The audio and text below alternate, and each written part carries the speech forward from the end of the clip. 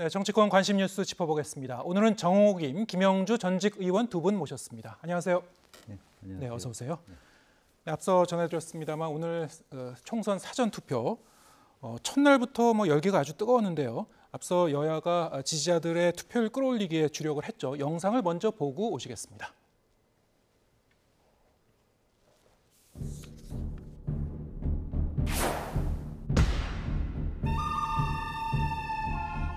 무시하고 국민 무시하는 사람들에게 법 지키고 살아온 선량한 시민들의 위대한 힘을 보여주시기를 바랍니다.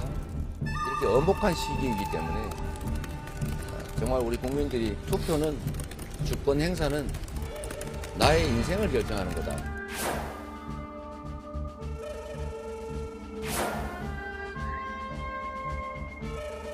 투표해야 심판할 수 있습니다. 투표해야 바꿉니다.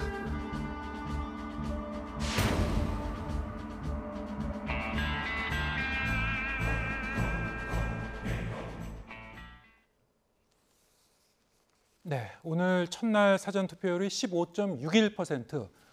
총선 기준 첫날 투표율로는 사전 투표율로는 역대 최고인데, 자. 어느 정도 최근 들어서 사전 투표에 대한 관심이 투표마다 선거마다 계속 높아지고는 있습니다만 그런 흐름을 이제 반영하는 것이라고 보십니까? 아니면 또 다른 더 의미를 부여할 수가 있습니까? 어떻게 보셨습니까? 그런 흐름을 반영한다고 봐야 될 거고요. 네. 일반적인 통념으로는 사전 투표율이 높으면 야당이 유리하다라는 그런 통념이 있었는데요. 예. 이번에 보시다시피 국민의힘에서도 투표를 독려했습니다.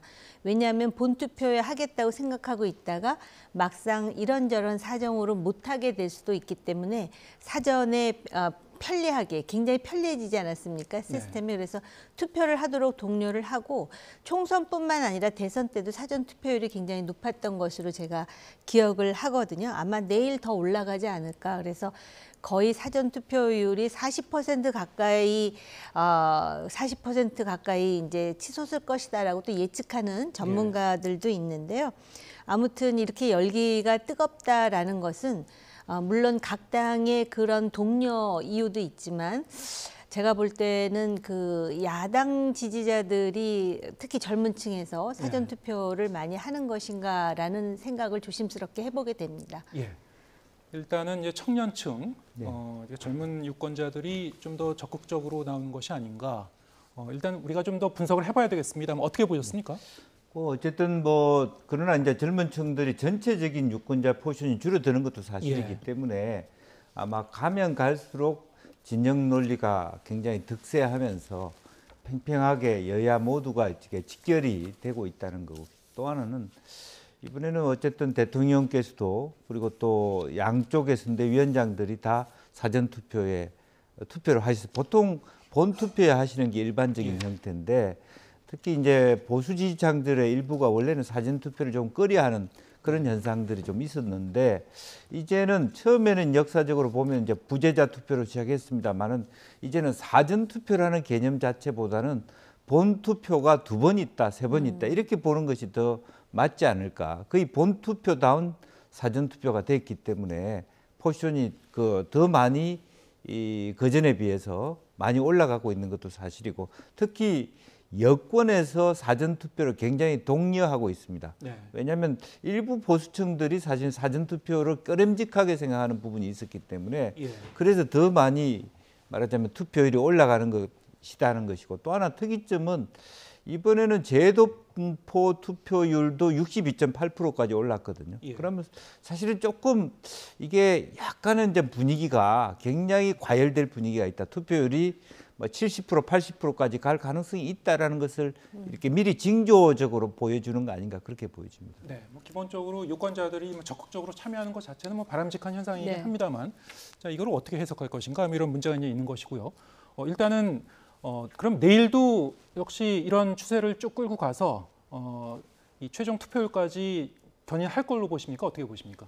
아무래도 내일 좀 더 높지 않을까 그런 생각이 들어요. 왜냐하면 오늘은 평일이었고 내일은 휴일이 될 것이고 또 휴일에 일반적으로 이제 투표율이 높다라는 통설이 있거든요. 그래서 지금 이렇게 적극적으로 투표를 하게 되면은 정말 이제 전체 투표율이 얼마나 될 것인가. 그래서 거의 70% 육박할 것인가의 여부에 대해서 또 관심을 많이 갖지 않습니까? 네. 이거는 그만큼 이번 선거에 대한 국민적인 어떤 그 참여 의지를 일정 정도 반영한다고 봐야 되겠죠. 네. 일단 뭐 지금 그런 예측이 일반적인 지금 그 전망인 것 같은데요. 이번에는 상당히 좀 계속 뜨거울 것이다. 사전 투표율도 올라가고 최종 투표율도 역대보다 상당히 좀 올라갈 가능성이 있다. 자, 그런데 그렇다면 실제로 보면은 이제 호남 투표율이 굉장히 높기 때문에 예. 그게 이제 마지막에 본 투표에서 보수 지지층 대구 경북의 본 투표율을 제고시킬 것이냐, 예. 얼마만큼 따라갈 것이냐 그런 것도 굉장히 관전 포인트가 될 것 같습니다. 예. 이전에 이 투표를 보더라도 호남이 사전 투표율이 좀 높고 굉장히 높았죠. 예. 대구가 좀 낮고 네. 오늘도 좀 그런 현상이 네. 일어나게 한 것 같습니다. 이건 어떻게 해석해야 됩니까? 거의 뭐 2배 차이가 나는 상황이거든요. 네.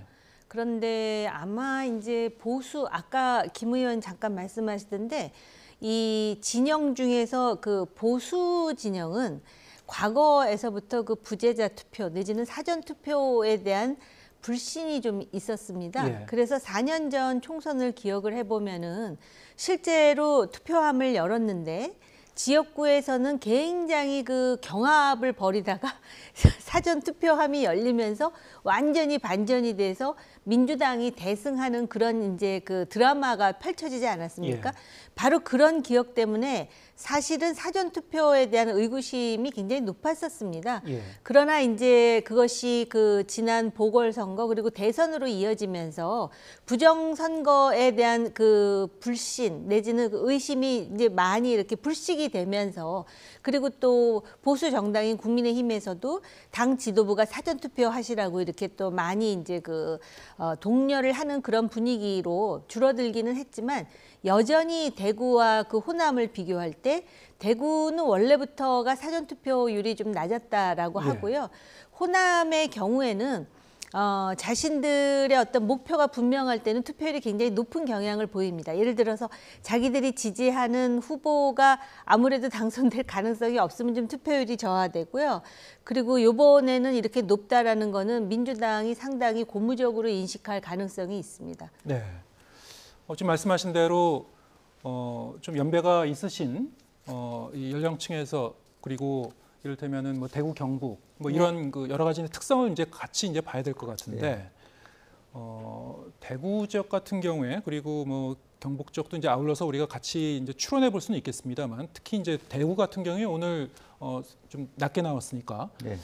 이 부분은 어떤 지역적인 특성이라고 봐야 되는 겁니까? 아니면 지금 말씀하신 대로 이제 사전 투표소에 대한 의구심이 완전히 사그라들지 않았기 때문에 그런 부분이 좀 많이 작용한다고 보십니까? 사그라들지 않았다기보다는 좀 그런 패턴이 있었다는 거고 어제는 제가 강원도 어떤 지역을 갔는데 좀 어르신들은 사전 투표 하시라고 하는 후보들의 동료에 대해서 안 하겠다 그런 반응을 하시는 분들도 꽤 있으셨어요. 그러니까 특히 조금 보수 유권자들 또 뭐 나이가 드신 어르신들이 다소 보수적 그 유권자 지향을 갖고 있습니다만은 그런 정도의 과거의 어떤 간섭에서 여전히 일정 정도는 그런 분들이 있을 수 있다는 거고 조금 더 이제 우리가 더 봐야 될 것이 그와 같은 일반적인 루틴화된 패턴이 이번에 나타나는 것인지 아니면 이번 선거의 특징이 윤석열 정부의 심판이란 측면에서 오히려 대구 경북이 조금 고민하기 때문에 투표율이 조금 낮아진 것인지 그것은 조금 더 전체 투표의 결과를 그렇죠. 보고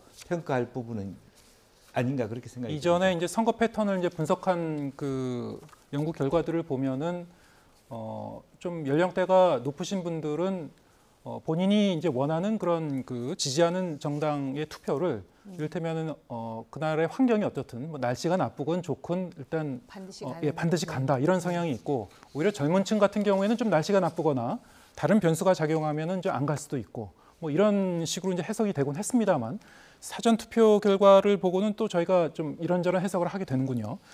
자, 그런가 하면은 지금 그 이번 그 선거에 이제 연령대별로 우리가 좀 볼 수도 있을 것 같은데요. 아까 말씀하셨습니다만 이번에는 이제 20대보다 60대 이상의 이제 유권자들이 이전보다 좀 더 유권자의 수가 많아졌다는 그런 네. 특징도 있고 그게 이제 하나의 포인트인 것 같고요.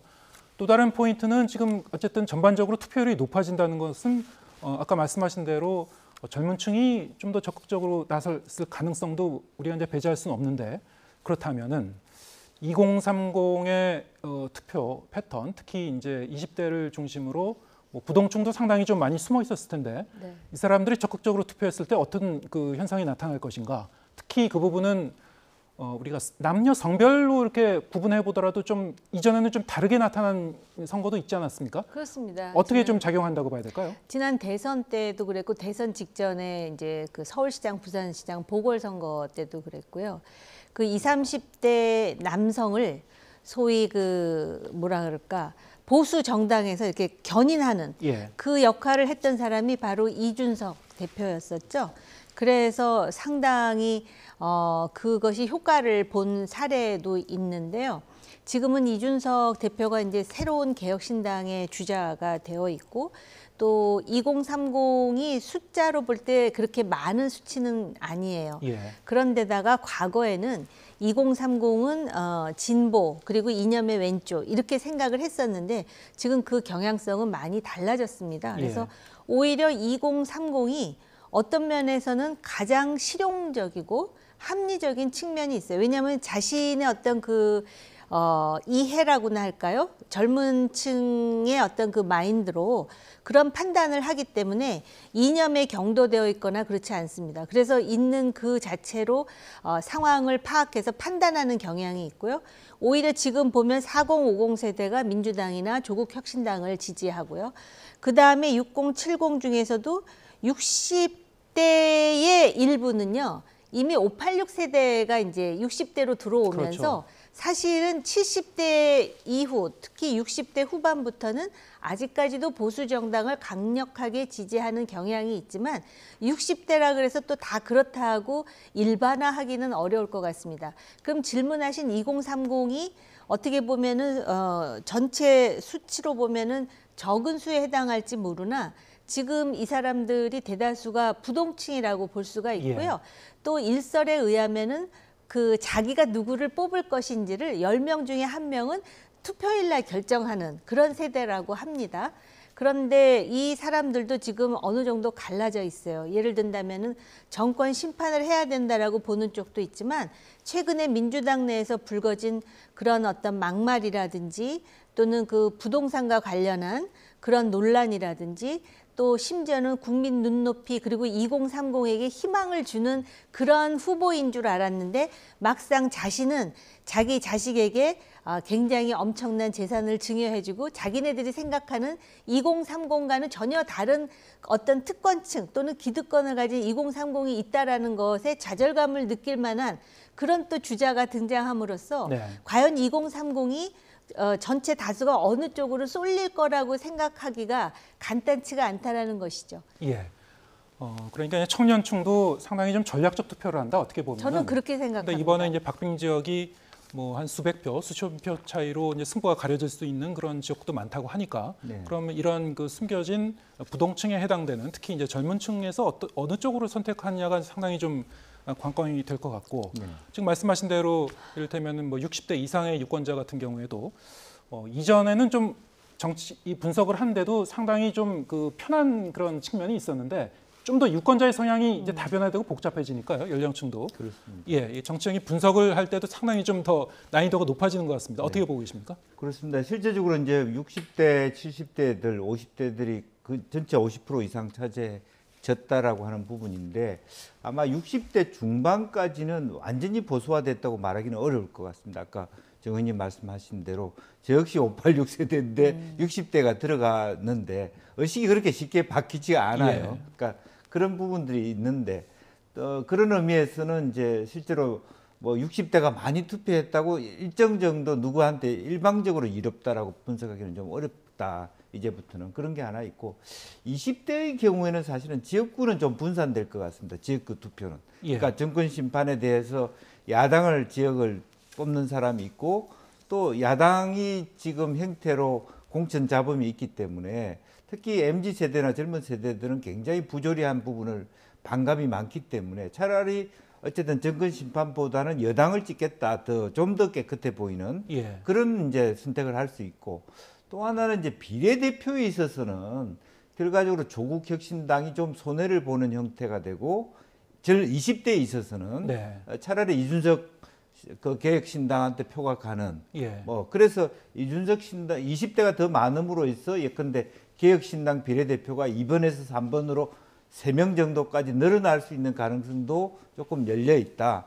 그리고 그런 의미에서 보면 실제적으로 보면 이제 국민의힘, 국민의미래당이 거의 병이편과 같은 비례대표 형태거든요, 사실은. 민주당은 어차피 그것도 조국 혁신당이 갈라먹고, 민주당의 그 더민주연합이라는 것도 사실은 또 반밖에 못하기 때문에 네. 기본적으로는 민주당이 비례대표에서 실제로 국민의힘에 비해서 국민의미래까지 포함하면 14석 정도까지를 차이 나고 시작된다고 보고, 20대가 더 많아질수록 사실은 말하자면 야당 진영의 손해를 볼 가능성이 매우 높아졌다. 저는 그렇게 봅니다. 예, 알겠습니다. 오늘 이제 사전 투표에 이 여야 이 대표들 그리고 뭐 현직 대통령, 전직 대통령 전부 이제 사전 투표를 했습니다. 요즘은 이렇게 사전 투표에 다 이 정치 지도자들도 적극 참여하는 네. 것이 전반적인 어떤 흐름인 것 같은데, 어느 투표소를 선택하는지 여기에 뭐 여러 가지 정치적 함의가 있을 것 같습니다. 한동훈 비대위원장, 국민의힘 한동훈 위원장 같은 경우에는 신촌을 선택했는데, 이게 방금 우리가 얘기를 나눴었던 이 청년층 유권자하고도 뭐 연결이 되는 부분이 있는 것 같고요. 특히 또 이화여대가 위치한 네. 곳이라는 그런 상징성도 있고, 어떻게 보셨습니까? 네, 맞습니다.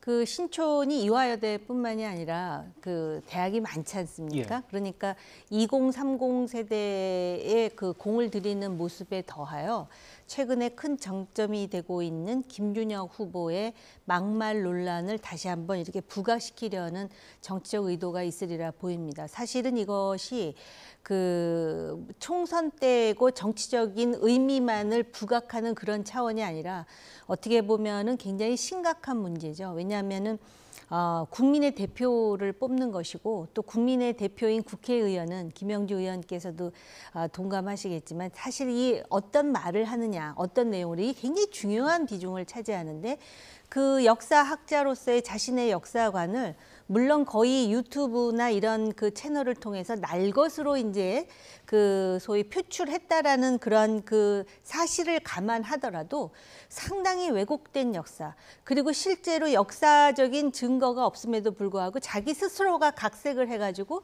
매우 원색적이고 생경하며 거의 그 뭐라 그럴까 19금이라고 하는 그런 정도의 수준에 가까운 그런 역사 지론을 폈다라는 점에서, 특히 이화여대와 관련해 가지고 초대 총장인 김한란 총장에 대해서 사실은 역사적으로 논란이 있는 것을 우리가 다 압니다.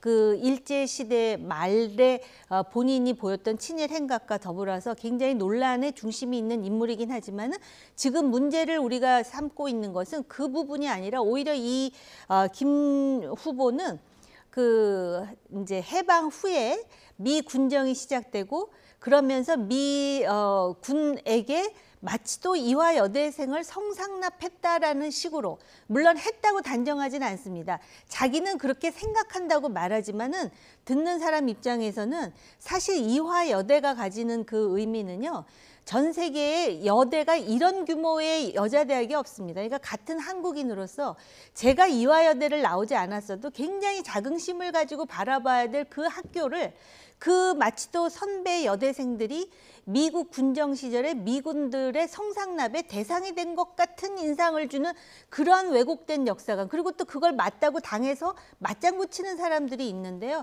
이거는 사실에도 부합되지 않을 뿐만 아니라, 그러니까 역사의 단편을 이렇게 몇 가지를 찝어가지고 거기다가 자기가 살을 붙여가지고 그게 진실인 것처럼 호도하면서, 그러면서 전체적으로 역사의 수준만 떨어뜨렸을 뿐만 아니라 국민의 자긍심마저, 그리고 대한민국의 정체성이 도대체 뭔가에 대해서 회의감을 느끼게 만들었다라는 점에서 굉장히 심각한 문제임에도 불구하고, 지금 총선 이제 다 끝나가고 그 다음에 이 사람을 사퇴시키면은 국민의힘 후보가 무투표 당선되는 이유로 지금 그 당에서 아무 소리도 안 하고 특히 당내에 이화여대 출신도 굉장히 많음에도 불구하고 지금 어떤 뚜렷한 자기 입장을 나타내지 않는다라는 걸 보면서 도대체 국회의원 배지가 무엇인지 과연 우리의 가치 체계라든지 역사 인식마저도 이렇게 완전히 교란되고 상처받은 채로 이렇게 선거를 끝내야 되는지에 대한 많은 생각을 하게 만드는 그런 주제입니다. 그래서 한동훈 위원장이 신촌을 간 것 같습니다. 네, 최근 그 관련 논란을 겨냥한 것이다. 네. 뭐 충분히 이제 이해는 가는 게 포인트인데 네. 보수 정당 국민의힘 입장에서는 사실 전통적으로 이 청년층 그 중에서도 이제 이를테면 20대 여성이라든가 이쪽에 이제 초점을 맞춰서 이 선거 전략을 그쪽에 주안점을 둬서 선거 전략을 이제 이 구사해 오지는 않았던 걸로 제가 기억을 하는데 네. 이번엔 사전 투표소를 이렇게 신촌 이화여대가 있는 곳 흥미로운 지점 같습니다. 어떻게 보셨습니까? 네. 뭐 두 가지 의미가 있는 것 같습니다. 어쨌든 김준혁 후보의 그런 어떤 그 성에 대한 역사 인식에 그랬던 역사 인식을 짚고 또 하나는 그 문제 제기를 그 국민의힘의 수대문에 이용호 의원이 굉장히 강하게 했어요. 그리고 그 지역을 우리 당은 민주당은 김동완 후보라고 하는 건국대학교 출신 후보자를 내놨거든요. 그런 부분에 있어서 결과적으로 김준혁 후보 문제를 치면서 수대문 지역의 선거 지형을 조금 더 유리하게 가져오려고 하는 두 가지 목적을 가지고 있다. 그게 아마 유의미할 거라고 봅니다. 수대문에 국민의힘 후보가 그런 것을 강하게 공격함으로써 네. 이대생이라든지 주변의 청년 또 여성들에게 소구를 하는 예. 그런 부분이 있었다는 의미에서 뭐 나름대로 또 지나치게 그 이준석 대표가 20대 남성만을 선호하는 정책을 편 데 대해서 또 다른 메시지를 줬다. 막 그런 것도 의미가 되지 않을까 그렇게 봅니다. 예. 이재명 대표, 더불어민주당 이재명 대표는 이제 카이스트를 찾았습니다. 카이스트 학생들과 함께 사전 투표를 했는데, 이곳 역시 이제 대학 그 연구기관이 있는 그런 곳이라는 특징이 있고, 역시 연상되는 부분은 최근에 있었던 이 졸업식에서의 이제 과잉 경호 논란, 그리고 뭐 예산 절감 문제 등등이 이제 떠오릅니다만 그 부분이 이제 지적이 되고 있는 것 같습니다. 어떻게 보셨습니까? 네, 그렇습니다. 특히 그 당시에 과잉 경호 논란이 있을 때는 이미 이전에 한번 그 소위 모 의원에 대한 그런 과잉 경호로 논란이 되고 난 두 번째 일이었었거든요. 그래서 사실은 그 학생이 R&D 예산을 깎은 것에 대해서 상당한 불만을 표출했는데 알고 봤더니 또 모 정당 소속의 대변인이었던 것으로 확인이 되었습니다. 그런데 카이스트 석사를 졸업하는 학생이었거든요. 그 당시에도 그렇게 과잉 경호를 하기보다는 그 청년의 얘기를 들어보고 그다음에 R&D 예산을 일방적으로 깎은 것이 아니라 꼭 필요한 예산에 대해서는 더 증가시키고 마치 또 사회주의적으로 모든 그 대학원생들에게 평등하게 균등하게 이렇게 그 예산을 지원하는 그런 식의 비효율적인 예산을 삭감하는 것이다 이렇게 설명을 했었으면 어땠을까 당시 대통령이. 네. 그러다 보니까 이제 야당 대표는 오히려 이 정권이 R&D 예산을 축소했을 뿐만 아니라 그것을 항의하는 학생을 입틀막으로 과잉 경호했다라는 걸 부각시키기 위해서 그리고 충청 지역이 대전을 포함해가지고 지금 어떻게 보면 총선의 바로미터라고 할 수가 있거든요. 그래서 지금 그 호남뿐만 아니라 또 수도권뿐만 아니라 그 지역에서도 그 선전을 하게 되면은 이번에 상당한 승기를 잡을 수 있다라는 그런 어떤 전략이 포함된 그런 야당 대표의 행보인 것 같습니다. 네. 상당히 좀 유효한 전략이라고 보십니까? 어떻게 보셨습니까? 저는 뭐 어쨌든 그러니까 야당 입장에서는 이 선거가 윤석열 정부 심판 선거라고 하는 것을 다시 각인시키는데 가장 중요하게 대통령께서 지나치게 어떤 예산 건전성이라는 이유로 또 과학 카르텔 그 이야기를 들면서 R&D 예산을 줄인 것 그것에 대한 반발이 있었고 또 더군다나 또 앞뒤가 다르게 또 올해 들어와서는 또 예산을 엄청나게 또 올린다고 하는 그래서 일관성도 없고 이것이 어떤 그 갑자기 확 줄였다가 또 너무 그게 반발이 있으면 확 올렸다가 하는 부분도 또 하나의 어떤 뭐 문제 제기를 하는 선이 있었다. 그리고 또 또 말씀이 있었습니다만 가이스트 학생에 대해서 조금 지나친 대응을 했다라고 하는 것을 다시 한번 각인시키고, 또 하나는 한동훈 비대위원장이 최근에 이제 국회를 세종시로 옮긴다라고 하는 부분에 있어서 충청권이 좀 들썩거리고 있고 조금 이제 말하자면 여친여 성향으로 더 치우쳐가는 것에 대해서 조금 브레이크를 거는 그런 의미도 있지 않았겠나 그렇게 봅니다. 네. 자, 그런가 하면 윤석열 대통령은 부산에서 사전 투표를 하면서 한 표를 행사했습니다. 보통 대통령이 이렇게 이 중요한 선거에서 한 표를 행사할 때 지방에 내려가서 이렇게 투표하는 경우가 이례적인 일이긴 한데요. 두 가지 포인트인 것 같습니다. 첫째는 이제 부산에 내려가서 사전 투표를 했다는 사실. 또 한 가지는 배우자인 김건희 여사를 동행하지 않았다는 사실. 어떻게 보셨습니까? 그 부산이 지금 아마 국민의힘으로서는 4년 전에 비해서 상당히 지금 그 경합 지역이 늘어나다 보니까 그런 것을 좀, 물론 대통령은 정치적 중립을 견지하고 있지만 그런 것에 대해서 좀 일정 정도 의식한 것일까라는 저 개인적인 생각이 있는 데다가 오히려 지금 김건희 여사가 지난번에 그 명품백 문제를 포함해서 논란의 핵이 되어서 사실은 작년 말부터 지금 그 공식 석상에 나오질 않고 계십니다. 그러다 보니까는 요번 그 투표를 하면서도 오히려 대통령 부인이 등장하게 되는 것이 많은 사람들의 입에 오르내릴 뿐만 아니라 차라리 혼자 하는 게 낫겠다고 생각을 하기 때문에, 그러면은 용산 근처에서 만약에 투표를 하면 혼자 나올 수는 없으니까 그래서 부산을 가서 했나? 저는 그런 생각도 들었었어요. 네. 네. 만약 그런 목적이었다면은 대통령이 지금 그 지방에 내려갔기 때문에 배우자가 동반하지 않았다, 이런 명분이 된다는 그런 말씀이군요. 어떻게 보셨습니까? 저는 그럼에도 불구하고 대통령께서는 차라리 한남동 그 자기 그 대통령 그 공간이 있는 그쪽에서 차분하게 뭐 사전 투표든 분투표든 부부가 같이 투표를 하시는 게 가장 일반적이고, 가장 일반적인 것이 이번의 경우에는 오히려 도움이 됐을 것이다, 계산을 했을 때. 네.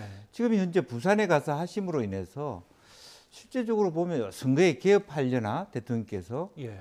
또 혼자 오심으로 인해서 의도적으로 그렇게 부인도 이렇게 떨쳐놓고 가려고 일부러 부산까지 가셨나? 예. 그런 억측을 만들고, 또 부산에는 또 장예찬 후보라는 무소속 후보가 대통령을 뭐 팔아먹는 거지, 어쨌든 좀 표현이 과합니다만은 그런 부분이 있어서 오히려 더 이게 애매한 지점이거든. 수영 지역 같은 경우는 사실은 국민의힘 후보가 있는데 대통령하고 친한 분이 무소속으로 나와서 계속 끝까지 가겠다라고 하는 부분에 있어서 과연 그것이 또 부산 그 수영 지역구의 선거에 어떤 영향을 미칠까도 굉장히 복잡한 부분입니다. 그래서 저는 오히려 이것이 오히려 더 무리수 아니었나. 예. 마치 대통령께서 선거에 개입하는 듯한 인상을 지울 수 없다, 저는 그렇게 보여집니다. 예. 제가 거기에 대해서는 좀 몇 가지만 포인트를 말씀드리자면, 대통령이 수영에서 사전 투표를 한 건 그건 아니니까 아니지만 그런 예. 데다가 지금 이제 우리가 대통령 배우자가 같이 투표하지 않은 거에 대해서 얘기를 하는데요. 요번 총선에서는요, 대통령 배우자뿐만 아니라 지금 한동훈 위원장도 그렇고요, 이재명 대표도 그렇고, 조국 대표도 그렇고, 물론 이제 그 이준석 같은 경우는 아직 결혼을 하지 않았지만 네. 전부 배우자 없이 혼자 가서 투표를 해가지고 예. 정말 진풍경이라고 해야 되는지 아니면 기현상이라고 해야 되는지, 제가 볼 때는 이거 자체도 우리나라 정치의 정상성에 문제가 있다라는 시그널이라고 국민들은 생각하지 않을까 싶습니다. 예, 알겠습니다. 그런가 하면 이 조국혁신당 조국 대표, 윤석열 대통령과 같은 사전투표소에 가서 투표를 참여했습니다. 물론 이게 시간과 장소는 좀 달리해서 애초에 이제 예정됐던 그 시간과 이 장소를 갖다 변경했다고 하는데, 뭐 의도된 걸로 보십니까? 어떻게 보셨습니까? 물론 의도된 거죠. 네. 지금 그 조국 혁신당이 요번에 과연 총선에서 비례대표 몇 석을 점할 것인가가 아주 초유의 관심사처럼 됐습니다. 그래서 10석 플러스 알파라고 대체로 다들 생각하는데 그 알파에 몇 석이 더 추가될지 그런 상황에서 지금 조국혁신당의 조국 대표의 행보를 보면은 자신이 반드시 떨어뜨려야 되겠다라고 생각하는 지역을 타겟으로 삼아서 다니면서 지금 이런 행보를 하고 또 대통령께서 부산을 방문한다 하니까는 자신의 일정을 바꿔가지고 거기 가서 하는 마치 또 뭐라 그럴까요? 매우 공격적인 몽골 기병과 같은 지금 그런 행보를 보이고 있거든요. 그리고 심지어는 그 선거법을 교묘하게 피하면서 그 지역의 민주당 지역구 의원을 만나가지고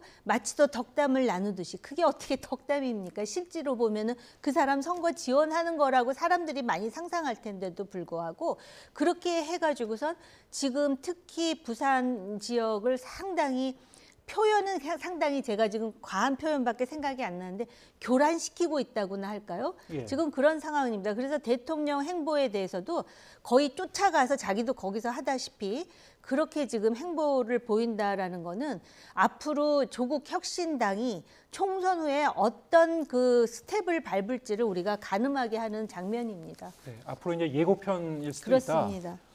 그러면 이 유권자 입장에서는 저런 장면이 어떤 잔상을 남겨서 네. 실제로 선거에서도 어떤 정치적 효과를 거둘 수 있다고 보십니까? 어떤 전략을 아무래도 보십니까? 이제 조국혁신당의 조국 대표가 부산 출신이고 부산을 기반으로 상당히 어떤 그 힘을 모으고 있는 것도 사실이기 때문에 그런 의미에서 또 본인들이 어쨌든 뭐 정권 심판론의 한쪽 그 뭐랄까 망치선이라고 그랬습니까? 선도적인 그런 역할을 했기 때문에 지금 투표 방식도 그런 식으로 하객진에서 망치선 역할을 하듯이 하필 또 대통령이 거기에 오신 부분을 딱 집어서 그렇게 하는 것도 굉장히 날카로운 선거 전략이라고 보여지거든요. 네. 그런 의미에서 대통령이 그냥 한남동에서 그냥 무난하게 용산에서 투표하는 것보다 못한 그런 결과를 낳을 수도 있다는 비판을 나중에 평가를 할 때 할 수도 있다라는 부분이고 그런 의미에서 지금 조국혁신당의 바람에 있어서 조국 대표의 활동 자체를 우리가 뭐 무시할 수 없다 그렇게 봐야 될 것 같습니다. 예. 또 오늘 관심을 모았었던 정치인 전직 대통령이죠. 문재인 전 대통령 같은 경우에는 이제 사전 투표를 하고 기자들과 한 이 얘기가 특히 주목을 끌었습니다. 조국 혁신당이 좀 더 대중적인 정당으로 성장해 나가는 것이 중요하다. 또 이런 얘기도 했죠. 민주당, 조국 혁신당, 새로운 미래 등 야당 정당들이 선거에서 많이 승리하기를 바라는 마음으로 응원의 마음을 보태고 있다. 자, 이게 어떤 뜻이 있습니까? 아니 저는 정말 그 도저히 이해가 안 되는 것이 뭐 많은 사람들이 얘기는 하더라고요. 잊혀진 사람으로 기억되고 싶다 그러더니 지금 대한민국의 대통령은 한 사람인데 뭐 전직 대통령까지 이렇게 등장해 갖고 어떤 상황마다 항상 자신의 코멘트를 지금 하고 이게 지금 기사화되는 지금 형국이거든요. 그런데 물론 외국에서도 전직 대통령이 가끔 출연하기는 합니다. 그런데 이렇게 일일이 뭐 국회의원 선거에 이렇게 나서거나 해가지고선 심지어는 파란 잠바까지 입고 선거운동을 하거나 그런 예를 별로 보지 못한 것 같아서 당혹스러운 측면도 있고 그리고 이런 얘기를 하거든요. 현 정부를 정신 차리게 해야 되는 선거. 물론 현 정부에 대해서 심판 논리가 작동하는 것도 제가 알고요. 그리고 원래 대통령 선거와 그다음 대통령 선거에 있는 중간에 있는 선거는 그것이 무엇이 됐던 그 대통령에 대한 평가 내지는 심판으로 흐르는 경우가 굉장히 많은 것도 잘 알고 있는데 이런 식으로 완전히 그 정파적으로 그리고 지금도 전직 대통령으로서 여러 가지 그 베니핏이 있는 것으로 알고 있는데 물론 민주당 소속인 것도 알지만은 너무 그 노골적으로 지금 정치 활동을 하고 계신 게 아닌가라는 개인적인 생각이 들고요. 그리고 현 정부에 대해서 이렇게 비판을 하는데 과연 전직 대통령으로서 비판할 자격은 있는 것인지 사실은 문재인 정부 때 문재인 정부를 비판한 한 사람으로서 되묻지 않을 수가 없습니다. 예를 든다면은 그 당시에 부동산이라든지 대북 정책이라든지 탈원전이라든지 그 다음에 소득주도 성장이라든지 최저임금제와 관련해 갖고 여러 가지 실책이 있었고 그것을 비판받으면서 정권 재창출을 이루지 못하고 결국은 정권 교체가 됐는데 지금 오히려 전직 대통령으로서 하셔야 될 일은 이렇게 쪼개진 대한민국 사회를 어떻게 하면 통합해야 될지 그리고 사회에 소외된 사람을 어떻게 다독거려야 될지 이런 걸 하시면 훨씬 존경을 받지 않을까라는 생각이 듭니다. 너무 정치적인 발언을 하시는 전직 현직이 많다 보니까 현직 정치인에 대해서도 어떤 때는 막 고개가 막 흔들흔들 하는데 정신이 없고 너무 혼란스럽다라는 생각마저 듭니다. 네, 전직 대통령이 이렇게 이 선거에서 야당을 적극 좀 지원하고 나서는 것이 과연 바람직한 거에 대한 문제 제기를 거듭해 주신 거고, 근데 제가 이제 질문드렸던 부분은 이재명 대표는 지금 민주당에 집중해서 이제 지원을 해달라, 지지를 해달라 호소하고 있는데 문재인 전 대통령은 좀 조국혁신당 얘기를 했단 말이죠. 그리고 민주당뿐만이 아니고 조국혁신당 새로운 미래까지 언급을 했습니다. 자, 이건 어떤 정치적 의도가 있는 겁니까? 그러니까 이제 조국혁신당과 새로운 미래라고 하는 부분은 문재인 정부 때 법무부 장관, 총리가 했던 그런 정당까지를 해서 범야권 전체에 내가 어떤 중심이 되고 싶다라고 하는 의사입니다. 그래서 저는 사실 이것이 바람직하지 않고 또 모두로부터 공격당할 가능성이 많다.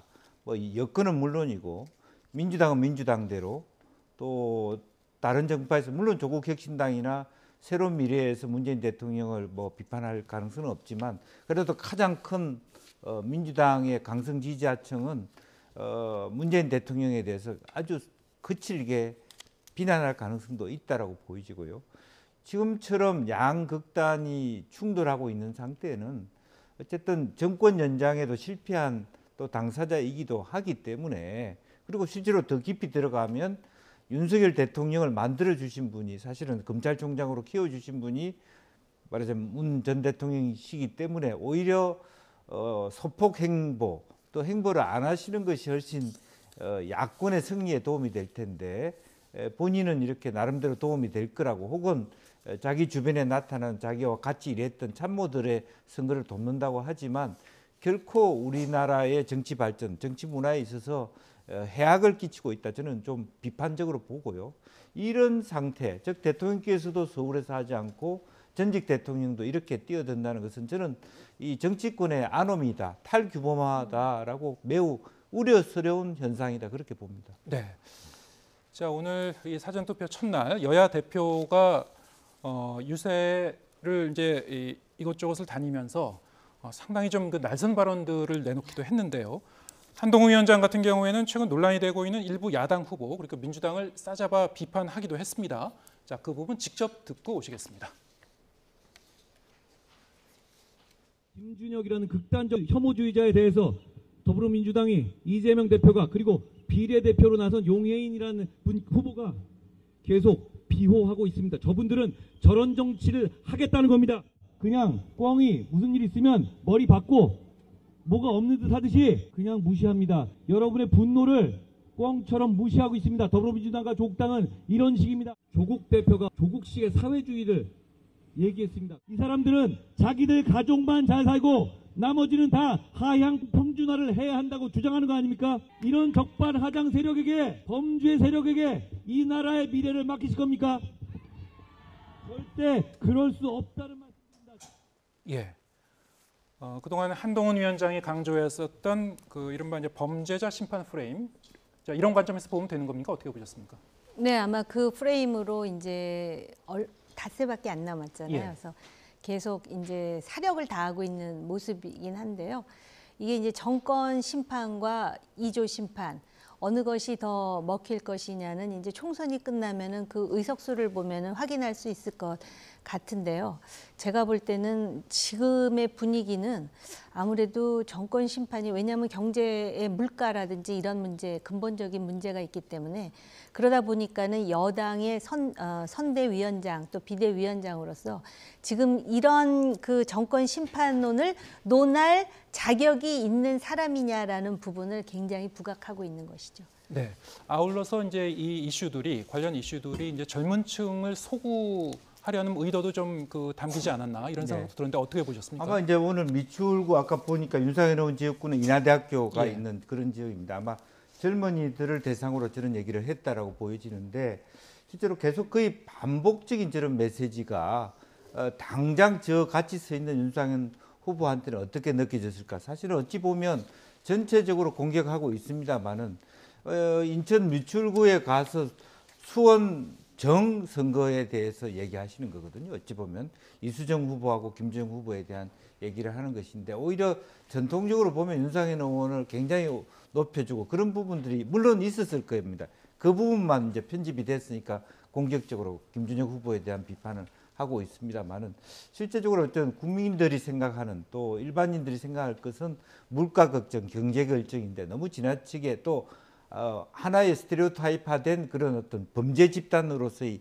야당에 대한 문제제기만 하고 있다는 것이 좀 한계가 아닌가. 또 하나는 역으로 보면 지난번 선거에서는 윤상현 후보가요, 3자에서도 이겨서 돌아왔거든요. 근데 이번에는 거의 2자 대결에서도 사실은 굉장히 어려워지는 선거에 있다라고 하는 것은 아마 상당히 한동훈 비대위원장으로도 굉장히 목이 타다, 그렇게 봐야 될 것 같습니다. 예, 알겠습니다.